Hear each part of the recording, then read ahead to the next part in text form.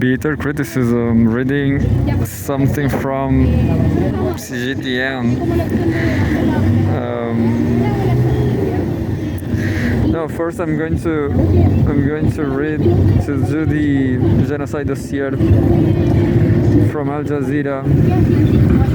I really don't know what's going on.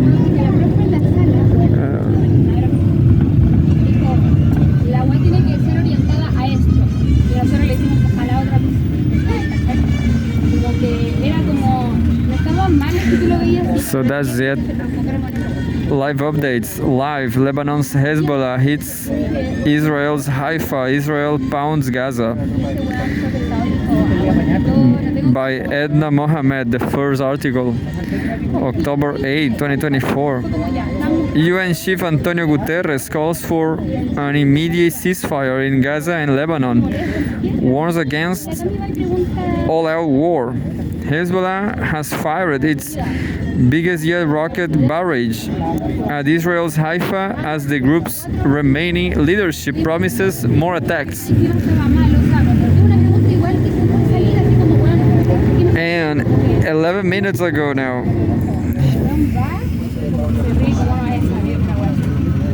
humanitarian situation in northern Gaza becoming more dangerous.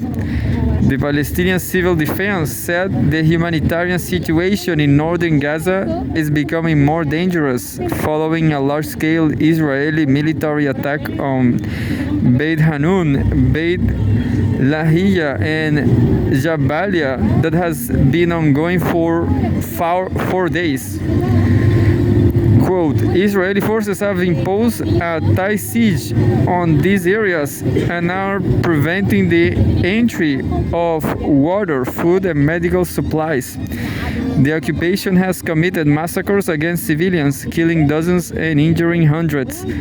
People's bodies are strewn in the streets, and it is difficult to reach them because soldiers are targeting ambulance and civil defense crews. It said in a statement. The Palestinian Civil Defense added that the Israeli military is forcing the more than 200,000 citizens in these areas to evacuate their homes and medical staff and patients to leave hospitals in the northern Gaza. We have a photograph.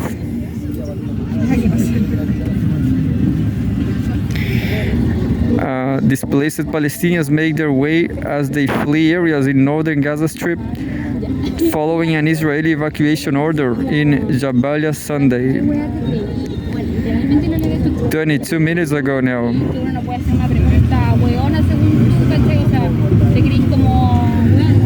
New Israeli airstrikes hit Bekaa Valley. Our colleagues on the ground are reporting that a massive airstrike on Lebanon's Bekaa Valley in the last 30 minutes. They have also added that at least 4 strikes took place on Dahiyeh, the southern suburb of Beirut.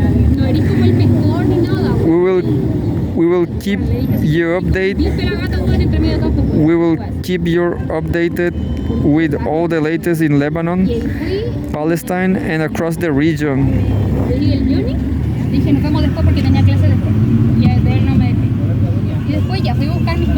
And then 32 minutes ago, U.S. State Department spokesperson claims Hezbollah refused ceasefire.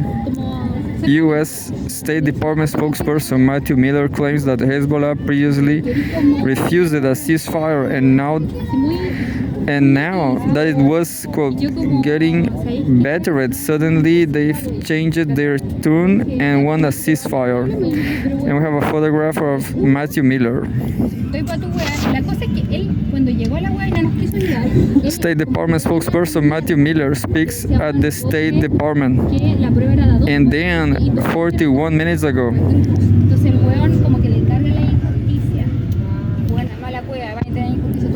if you're just venía con una mierda, entonces fue como, if you're just going que tiro cualquier if you're just joining us, Entonces yo le dije, yo no tengo la culpa de los problemas que tengo. this like if you're joining us, I didn't got this. Yeah, it's like a resume.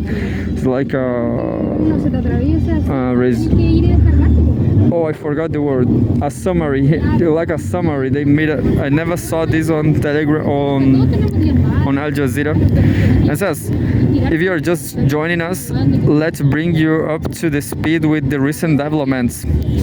Israeli forces have told Kamal Adwan Hospital, Indonesian, and Al Auda hospitals in northern Gaza to evacuate patients and health personnel within 24 hours. Como esa huevita. According to Gaza's health ministry, Israeli forces threatened Kamal Adwan hospital staff and opened fire at the administration office. Porque estaba la gente mirando. Israel's Prime Minister Netanyahu published a video claiming Israel has killed former Hezbollah leader Nasrallah's replacement. Even the replacement. However, Israeli forces say no confirmation yet. Israeli settlers have attacked the UMM Safa village northwest of Ramallah in the occupied West Bank. Hezbollah says its command and control structure has recovered fully following Israeli attacks and is now stronger than before. At least 7 people, including women and children, have been killed by an Israeli strike on a residential building in Damascus. And we have a photograph from the Damascus destroyed. Y el weón como que le decía al Johnny así como cuando estaban solos, así como, oye, parece que la viste. A rescue worker checks a damaged building hit by an Israeli strike in a residential building in Damascus, Syria. Como que me tiró un comentario cuando 52 minutes ago now. ¿por qué enojada? Israeli forces besiege Hebron neighborhood as settlers carry out more attacks. Ya, pero ¿por qué? Israeli forces tightened the siege of the Tel Rumeida neighborhood in central Hebron city, according to a human rights activist. Himan Abu Shamsieh said that Israeli forces sealed off all entrances leading to the neighborhood as settlers held a rally in the area, chanting anti-Palestine slogans. The Palestinian neighborhood is located in the Israeli controlled area of the old town, known as H2, where several hundred hardline Jewish settlers are based. Israel heavily restricts the movement and activity of Palestinians in the H2 area, while allowing the settlers free movement and access. Meanwhile, settlers attack Palestinians' vehicles near Khan al-Ammar village, east of the occupied West Bank city of Jerusalem. Wafa reported that settlers attacked and damaged the cars of Palestinians who were passing by the village. And 1 hour ago, Israeli army spokesperson says fate of Hezbollah's Safieddin unknown.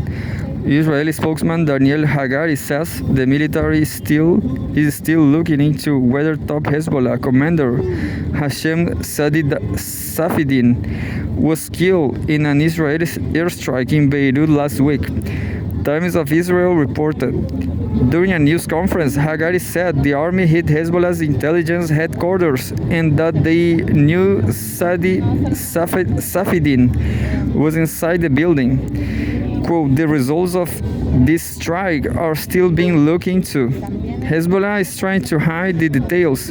When we know, we will update the public, he said. Hagari's comments come after Netanyahu said earlier that the army had killed the Hezbollah leader Nasrallah's projected successor, who is widely typed to be Safieddin. What? I don't know what is Safieddin. Anyway, so that was the genocide dossier. Israel still killing a lot of Palestinians.